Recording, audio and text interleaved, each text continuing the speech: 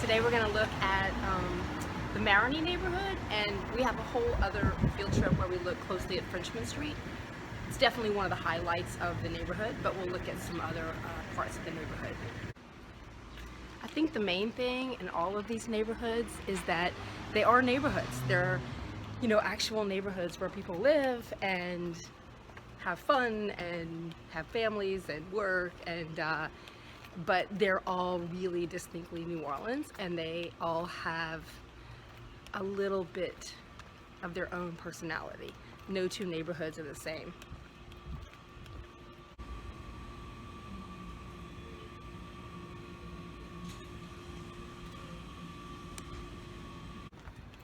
The neighborhood gets its name because it was the Marigny plantation. It belonged to the Marigny family. And in the early 1800s, when the city started to grow, Bernard de Marigny, who had inherited the plantation, decided to turn it into like a suburb, like a Creole suburb. And so it became known as the Faubourg Marigny, but now it's a part of the city. It's not a suburb anymore. It's literally right next to the French Quarter. And they just call it the Marigny. This neighborhood has been home to some really great street art, mostly on the boards that were used to close up the businesses when they shut down for coronavirus.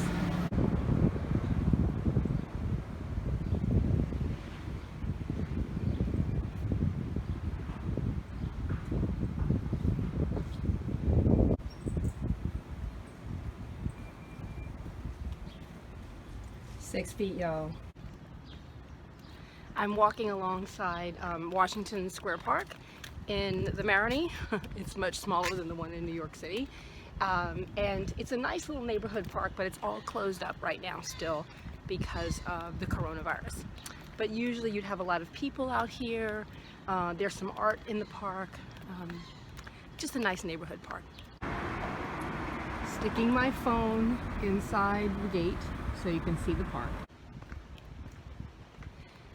Like so many of these neighborhoods that we've done on the field trips, there's a whole lot of attractions, and there's, like music clubs and restaurants and landmarks that people want to see. But I think more than anything, they're all real neighborhoods where people live. And it's just this distinctly New Orleans style of neighborhood that so many people just love as soon as they get here.